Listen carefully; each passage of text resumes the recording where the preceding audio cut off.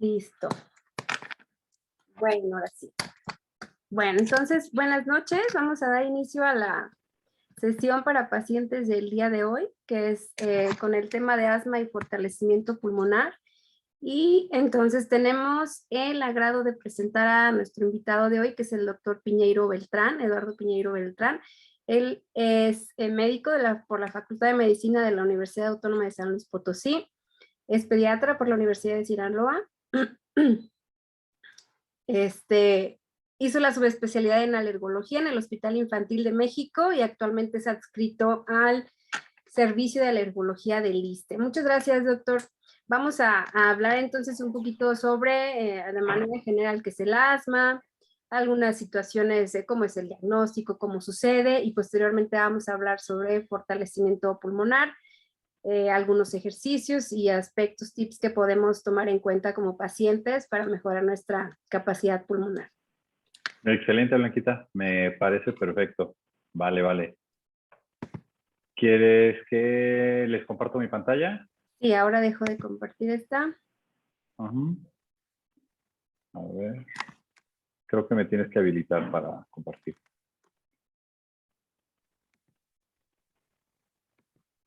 A ver, ahí está. Ok, perfecto. Vamos a ver. Ok. Perfecto. ¿Listo? ¿Se ve bien? ¿Sí? Sí, se ve bien. Ok, perfecto, muy bien. Pues muchas gracias, Blanquita, por la invitación. El objetivo primordial de esta plática es poder enseñar a los pacientes un poquito más respecto a su padecimiento. Creo que la información o un paciente informado y un paciente con conocimiento con respecto a su enfermedad es un paciente que va a tener un mejor control, porque sabe de qué se trata y sabe cómo lo podemos ayudar y sabe cuál es la parte que le corresponde para poder mejorar la situación en la que se encuentra cuando es diagnosticado como asma. Ahora, muchas veces ustedes... ok. Acuden a un alergólogo cuando son diagnosticados como pacientes asmáticos, sobre todo nuestros hijos, cuando tenemos un niño que se sospecha que pudiera tener un padecimiento asmático y lo envían al alergólogo sospechando que es una alergia. Y esto es correcto. La gran mayoría de las veces los problemas asmáticos son originados o tienen un origen alérgico. No todos, sí la gran mayoría. En los niños, casi el 80% de los niños que tienen síntomas bronquiales son síntomas originados por un problema alérgico. Ojo, los síntomas tienen que ser síntomas crónicos, y crónicos me refiero a meses de evolución o que se caracterizan por síntomas que ya iremos viendo más adelante, pero que estos síntomas ya tienen un largo tiempo de manifestarse. Y entonces la gran mayoría de estos pacientes tienen un fondo alérgico. Entonces es importante saber qué es una alergia.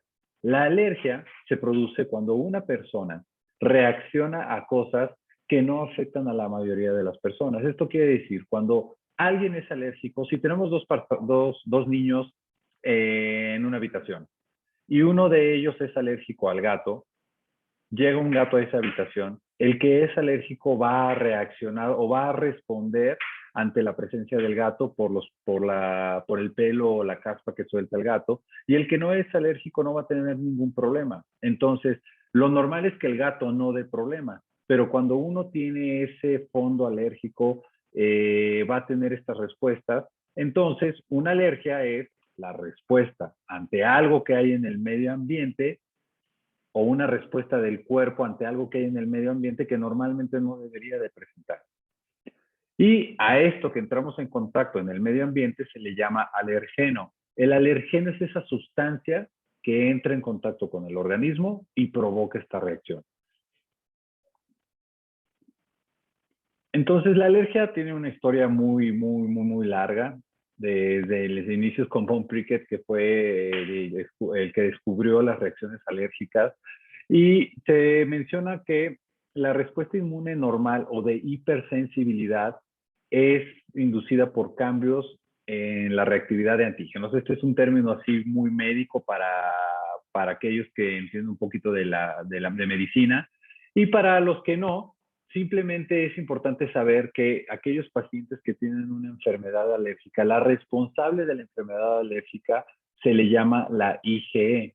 La IgE es un anticuerpo. Normalmente nosotros tenemos diferentes tipos de anticuerpos en el organismo, que son los que se encargan de defendernos de los virus, bacterias, parásitos, son los que nos mantienen sanos. Pero en esta ocasión, el anticuerpo de características o de tipo IgE es el que va a provocar la respuesta alérgica. Volvemos al ejemplo del gato. Cuando el gato ya entra a la habitación y el paciente es alérgico al gato, ese paciente va a tener una IgE que cuando entre en contacto con el gato va a desencadenar una reacción que va a ser la responsable de los síntomas de alergia.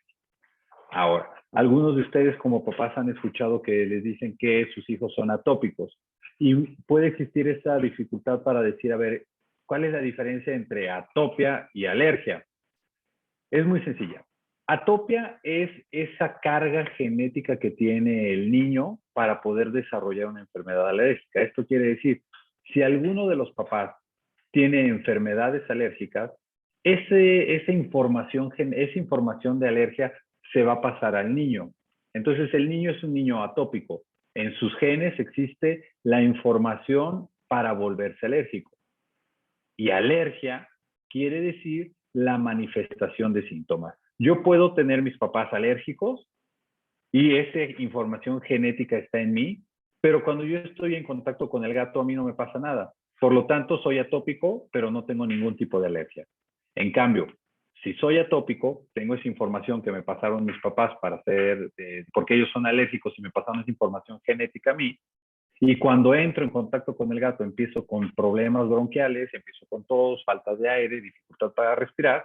Entonces, soy atópico y además alérgico. Entonces, la alergia o el ser alérgico se define como la presencia de síntomas al entrar en contacto con algún agente en el medio ambiente. Y hay muchísimos alergenos en el medio ambiente. O sea, hay desde ácaros, que son como los más conocidos. Cucaracha también es uno de los más comunes. Mucha gente piensa que cómo se puede volver alérgico a la cucaracha. La realidad es que a lo que nos volvemos alérgicos de la cucaracha es tanto a la popó como al cascarón de la cucaracha.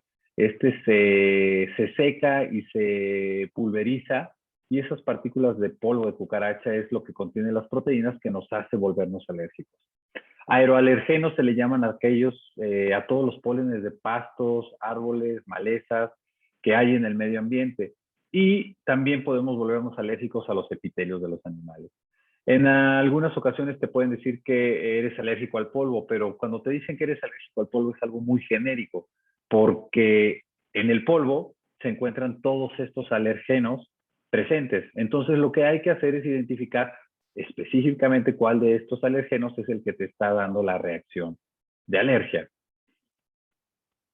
Tenemos también alimentos, huevo, leche, fresa, cacahuate, el pescado. En los niños menores de 10 años lo más común es la leche, el huevo y el pescado. Y también tenemos los insectos, sobre todo el veneno de la abeja o de la avispa. También algunos venenos de hormigas suelen ser alergénicos. Es menos común, pero también se puede volver alérgico uno a algo de esto. Y también a los medicamentos. Lo más común es cuando hablamos, por ejemplo, de la alergia a la penicilina. Entonces, cuando uno es alérgico a la penicilina, se vuelve alérgico a toda la familia o todos los hermanos de la penicilina o derivados de la penicilina. Entonces, todos estos son los alergenos a los cuales nos podemos volver alérgicos. Y únicamente se va a volver alérgico aquel paciente que tiene esa información genética para volverse alérgico. Es decir, mis papás me pasaron la información, yo tengo esa información y por situaciones del medio ambiente y de mi organismo, mi cuerpo decide que se va a volver alérgico a algo. No se sabe por qué el organismo decide ser alérgico a algo en específico, pero sabemos que el entorno es algo que influye muchísimo para desencadenar los síntomas de alergia también.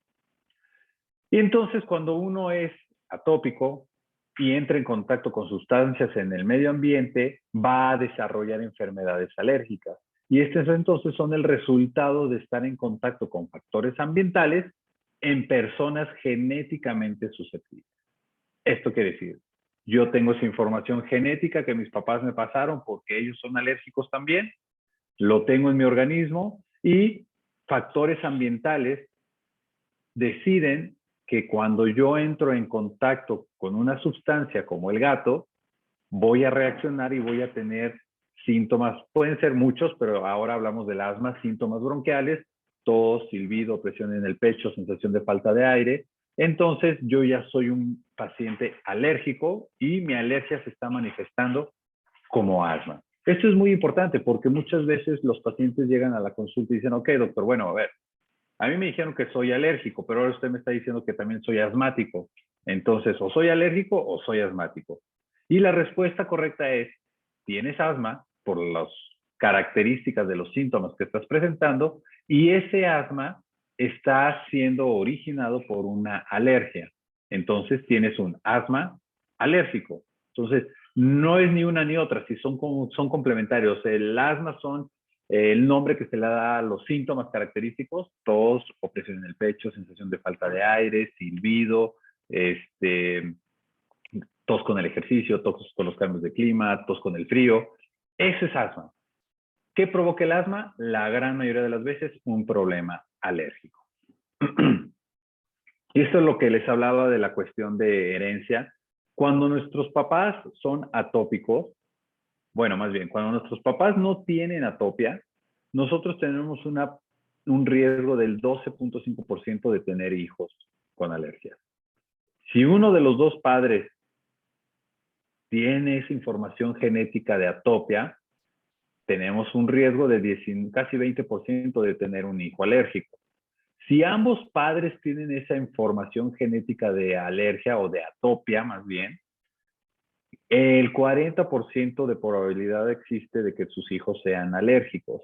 Y si ambos padres tienen polinosis, esto quiere decir que ya se les hicieron pruebas de alergia, se identificó que son alérgicos a algo en el medio ambiente y además de esto manifiestan síntomas al entrar en contacto con esta sustancia, el riesgo de que su hijo sea alérgico es de hasta el 72.2%.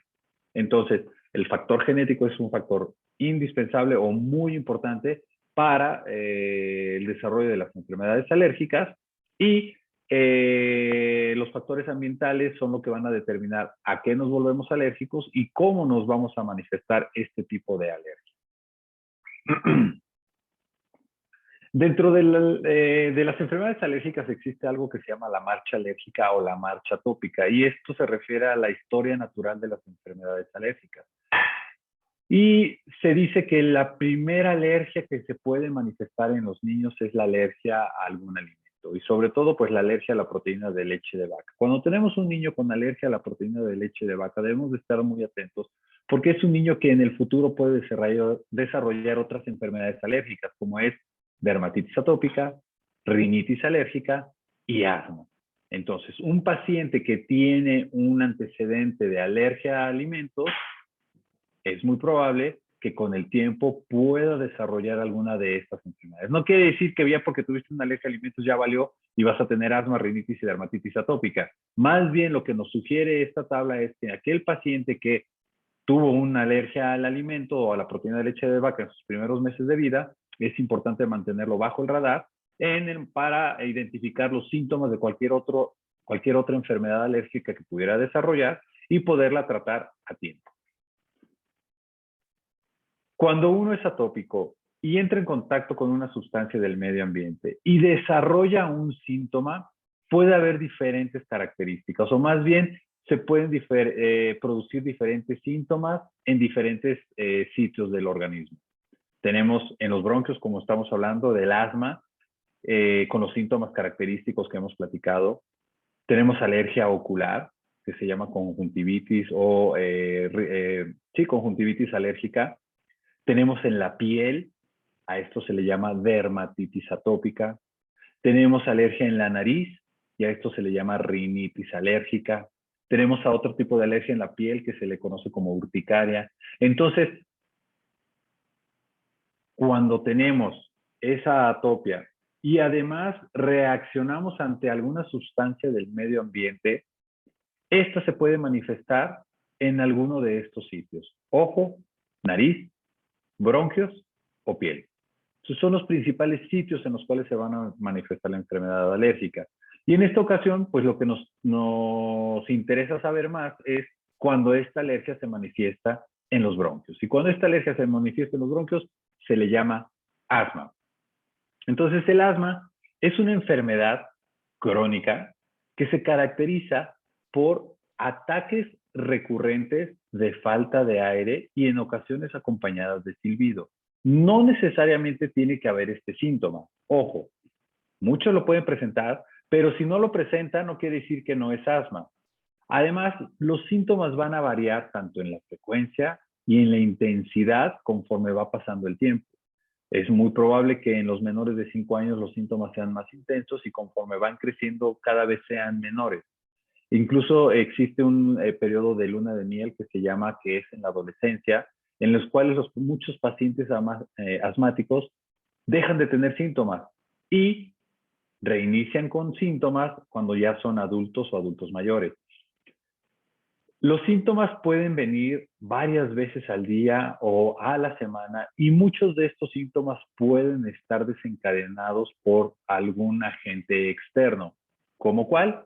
Principalmente lo que más común yo escucho en la consulta es los cambios de clima. Doctor, yo sé que va a cambiar el clima porque mi niño empieza con tos. O en cuanto cambió el clima de frío a calor, mi niño empezó a toser.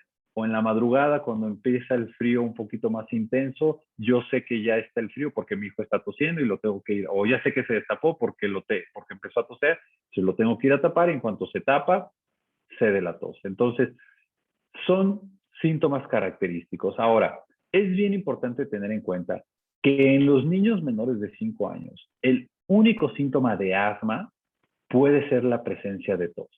No necesariamente tiene que haber todo lo demás para decir que es asmático.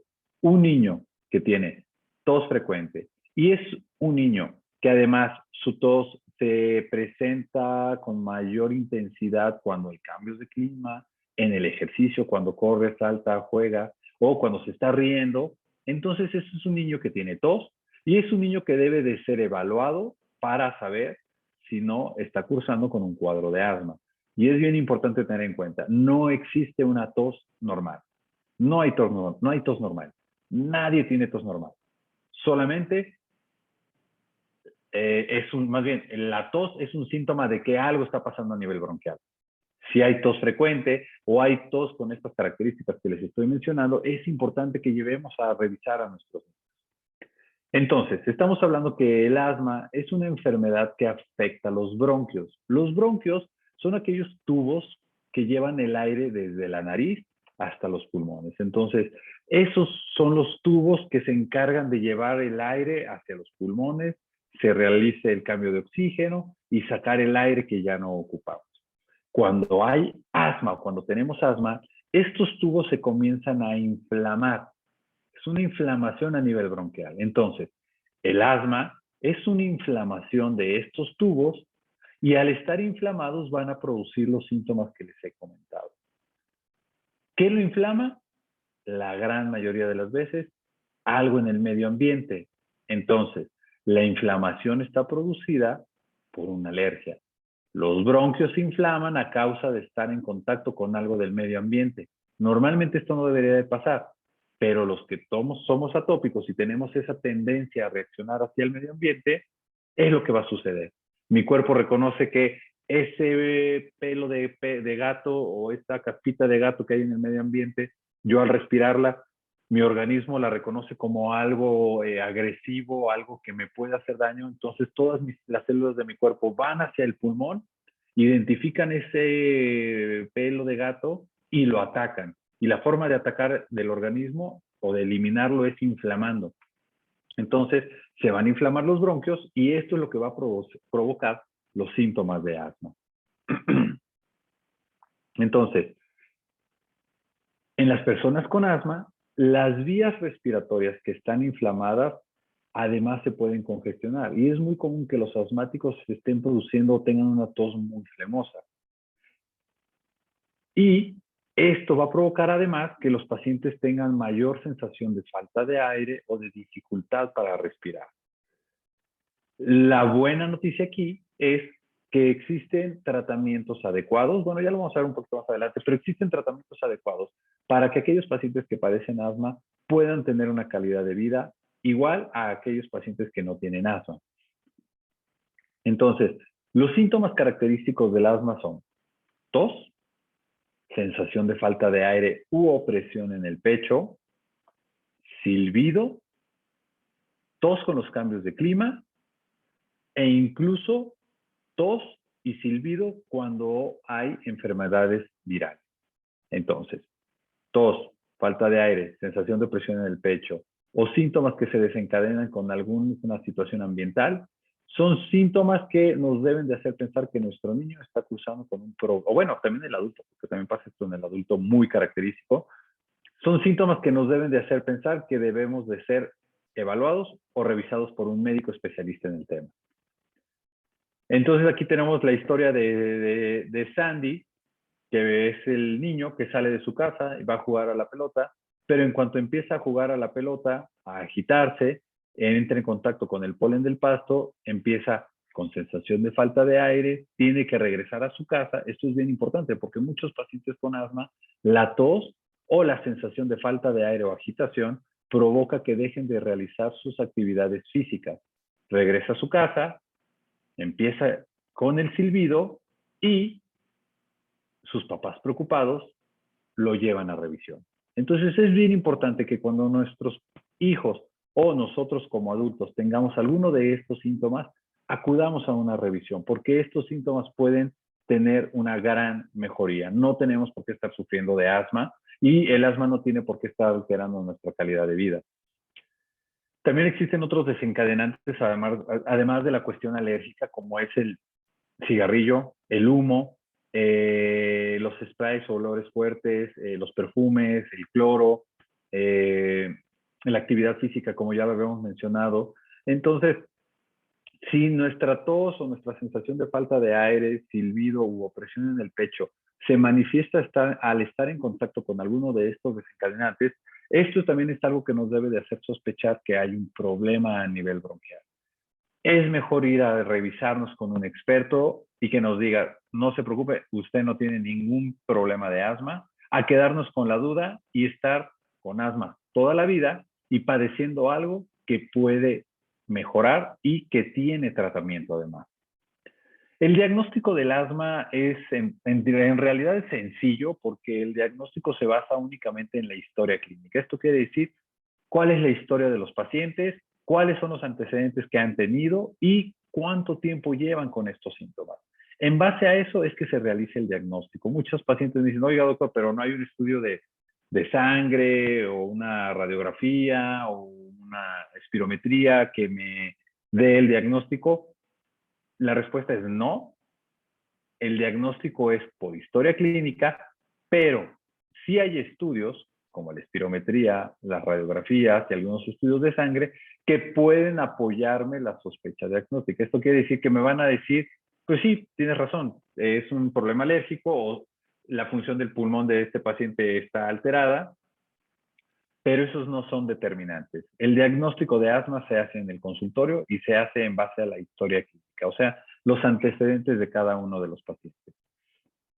Y si sospechamos o hablamos que de cada 10 pacientes que tienen estos síntomas a nivel bronquial, 7 u 8 van a tener un fondo alérgico, entonces es importantísimo en que en todos aquellos pacientes que tienen estos síntomas se realicen pruebas de alergia. Las pruebas de alergia se hacen en la piel, se hace un pequeño rasguño en los antebrazos principalmente, y en ese rasguño se pone una gotita de los alergenos, los principales alergenos que son los causantes de las alergias, pólenes de pastos, árboles, malezas, pelos de animales como perro, gato, caballo, algunos insectos como cucaracha, ácaro.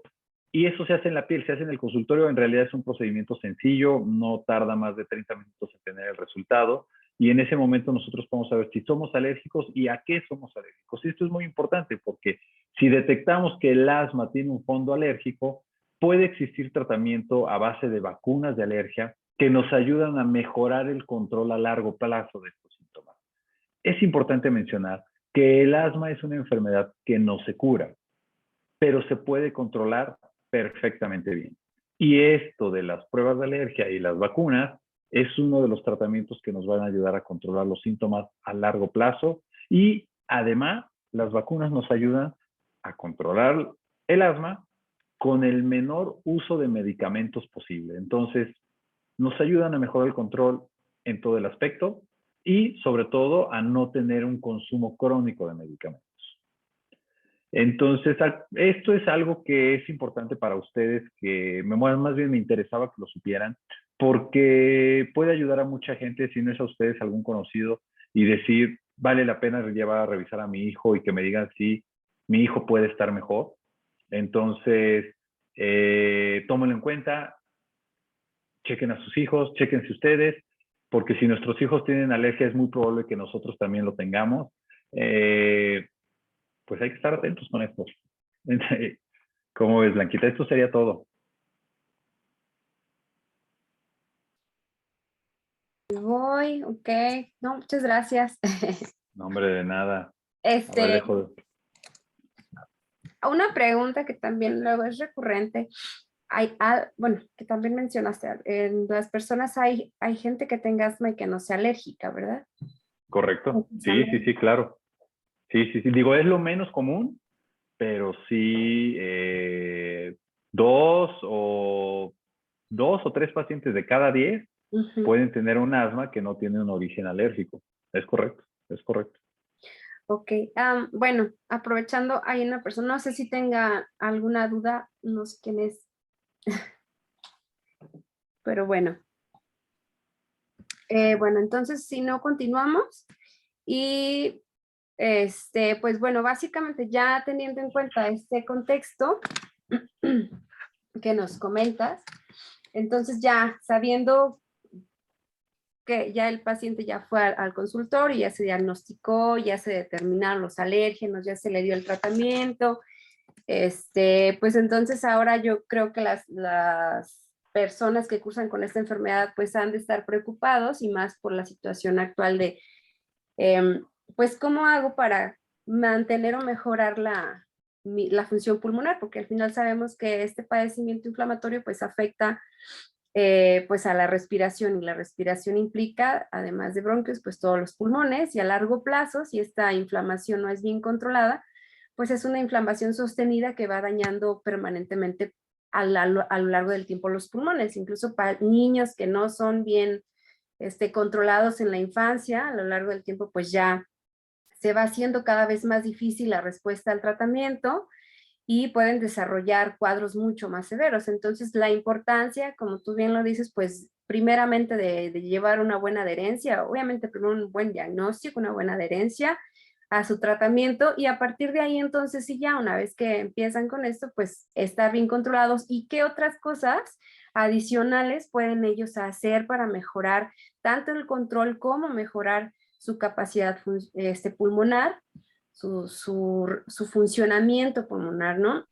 Y que comentaba que es particularmente ahora de interés por la cuestión COVID, ¿no? Que ahora se juntan estas dos cuestiones donde sabemos ya todo mundo, es muy difundido que existe daño pulmonar y es como que uno de los principales daños que está ocasionando este virus. Y entonces si le sumamos un padecimiento crónico, pues cómo puede esto generar mayor daño. Entonces, de manera, digamos, general, déjenme pongo esta.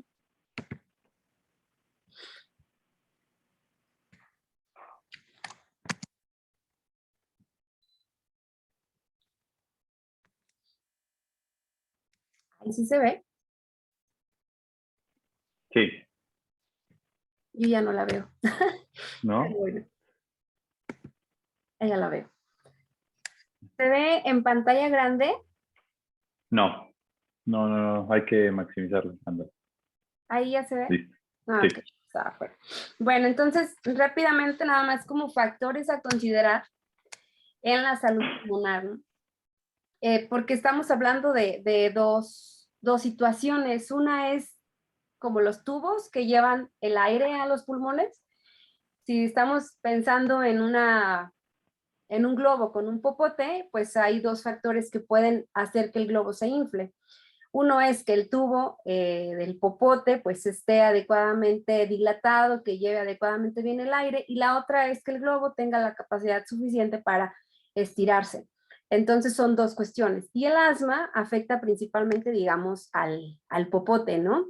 Pero a lo largo del tiempo, pues también algo que se puede ir dañando con la inflamación, pues es la... Ya no tenemos mucho tiempo, a ver. Es pues el globo, los pulmones en sí. Entonces, los principales factores a considerar, primeramente decíamos, son el tratamiento, o sea, llevar una buena adherencia, llevar un adecuado evaluación de control, monitoreo de control del padecimiento. El control de peso es súper importante. En esta, bueno, aquí, como podemos ver, también hay incluso un asma que es de origen por obesidad, ¿no? Sabemos que todo el consumo alto, el consumo excesivo de carbohidratos, harinas refinadas, genera mayor inflamación a nivel sistémico, y entonces eso también se puede reflejar a nivel bronquial. Entonces, bueno, el control el control de peso es muy importante, tanto en la cuestión de alimentación para evitar mayor inflamación, y por otro lado porque la misma, pues la grasa, el aumento de la circunferencia de cintura, pues desplaza las vísceras y hace que nuestros pulmones tengan menor espacio para poder inflarse, ¿no? Se restringen en la parte de la respiración, y además del que el bronquio está cerrado, pues los pulmones están apachurrados, ¿no?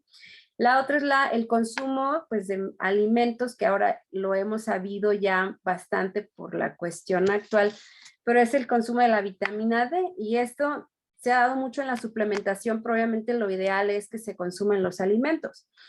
¿Qué alimentos tienen esta vitamina D? Pues todos los pescados, sobre todo, bueno, pescado, verduras, también, bueno, antioxidantes, y obviamente la exposición al sol, hacer baños de sol de 10 a 15 minutos para poder sintetizar bien esta vitamina D, y si sabemos que tenemos cierta deficiencia, bueno, entonces ya utilizar la suplementación. En esta parte sí yo recomiendo, pues obviamente ir al nutriólogo, pero de entrada yo creo que son recomendaciones que hemos sabido por demás en todos lados, ¿no? O sea, de que pues aumente el consumo de carnes blancas y de verduras, disminuir refrescos, harinas, toda esta parte que no nos va a ayudar.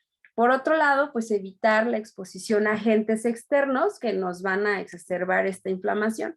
Por ejemplo, los virus, también es muy común que tengamos crisis de asma, porque, bueno, es que siempre que le da una gripa se le complica con una crisis, ¿no? Entonces, evitar y estar, bueno, vacunados la exposición a estos virus, ¿no? Y obviamente, pues, también evitar la exposición a alérgenos, que son los que ya mencionaba el doctor. Y bueno, otro de los factores que tenemos que tomar en cuenta, bueno, pues ahora ya una vez que tenemos toda esta fase un poquito ya más controlada, pues entonces podemos ya empezar a pensar en algo de actividad física, en la medida que estemos mejor controlados, y primeramente, pues, entrenar nuestra respiración, que es algo que siento que pasa un poquito desapercibido, o lo tomamos ya como algo de forma automática, ¿no? Entonces, el hacer consciente la respiración es muy importante, porque eso nos va a ayudar mucho a mejorar nuestra capacidad pulmonar, es decir, a que nuestro globo tenga más capacidad para inflarse. Y bueno, también tomando en cuenta que también hay unas exacerbaciones que generan mucha ansiedad, ¿no? Entonces, las respiraciones, o saber controlar nuestra respiración, también nos puede ayudar. Entonces, siempre les pongo un video.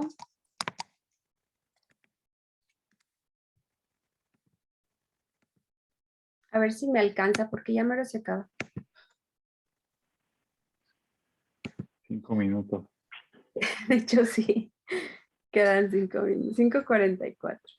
No, pues tendríamos que hacer una segunda parte de Blanquita. Sí, sí, sí, pero pues mientras dejamos esta introducción y luego lo podemos continuar. Pero...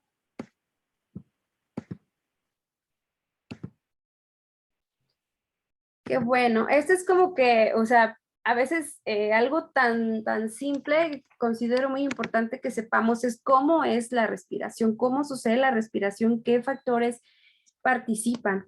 Entonces, bueno, pues es la parte, como les decíamos, de los popotes, que son los bronquios, y los globos, que son nuestros pulmones. Y estos están ayudados por los músculos. Entonces, y bueno, también la movilidad que tenemos a través de nuestras costillas, en la medida que tengamos mayor movilidad, mayor apertura, mayor elasticidad y fuerza en nuestros músculos, que bueno, uno de los principales pues es el diafragma, que es este que se ve aquí abajo de color como naranjita. Entonces, este es uno de los principales músculos de la respiración.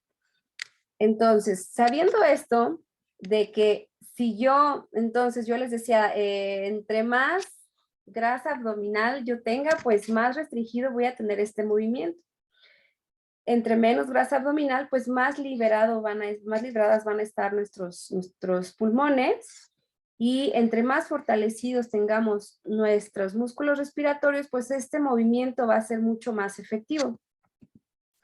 Entonces, de ahí que el principal ejercicio respiratorio, o el primero que nos enseñan en cualquier sitio, incluso en cualquier clase de yoga, en clase de música, de canto, para tocar un instrumento de viento, para nadar, para cualquier situación que implique utilizar nuestra respiración de forma consciente, pues es los ejercicios de respiración abdominal, respiración diafragmática.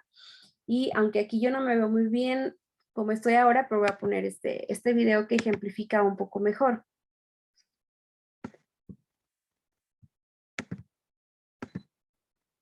Entonces, ¿ahí se ve? Sí. Bien, entonces, igual voy a dejar comentar nada más este primero, aunque hay muchas formas de hacer muchos tipos de ejercicios y muchas formas de fortalecer nuestros pulmones, pero pienso yo que es como el más básico, el primero, ¿no? Entonces, la respiración diafragmática consiste en movilizar nuestro abdomen, es decir, que cuando nosotros metemos aire, en lugar de inflar el tórax o el pecho como normalmente lo hacemos, pues lo que inflamos es el abdomen. Entonces yo pongo una mano en el tórax y otra mano en el abdomen para verificar el movimiento de ambas partes. Entonces la mano que está en el tórax no se mueve, únicamente la que está en el abdomen. Y ahí, estando de perfil, ya se nota un poco mejor. Se infla el abdomen, se sostiene y vamos sacando el aire con los labios fruncidos, lento pero largo. Y si se fijan, el tórax casi no se está moviendo, o sea, tiene que quedar lo más estático posible. Y la salida controlada y larga, haciendo presión, o sea, yo no estoy apretándome tanto, pero sí estoy haciendo un esfuerzo, apretando el abdomen, como cuando me quiero poner un pantalón que ya no me queda. De esa forma saco el aire. Entonces, ese tipo de movimiento ayuda a fortalecer el diafragma. Entonces, bueno, ese es uno, ¿no? Hay muchos que, bueno, ya en otra parte los podremos mencionar. Pero, bueno, es como que yo creo que de lo principal, ¿no? Hay otras formas de hacer esto, o sea, incluirse en actividades, o sea, niños con asma se pueden incluir en actividades de instrumentos de viento, aunque, bueno, ahorita por la situación COVID a lo mejor no pueden ir a clases, pero pues en casa, ¿no? Natación, todas estas actividades o canto que representan hacer más consciente la respiración, es decir, tener respiraciones controladas ayudan bastante a la mejora de la capacidad de sus pulmones, y obviamente con todo su tratamiento, la evaluación del control, limitación de alérgenos al tabaco y todas estas cuestiones externas del medio ambiente, pues van a favorecer una mejor respuesta.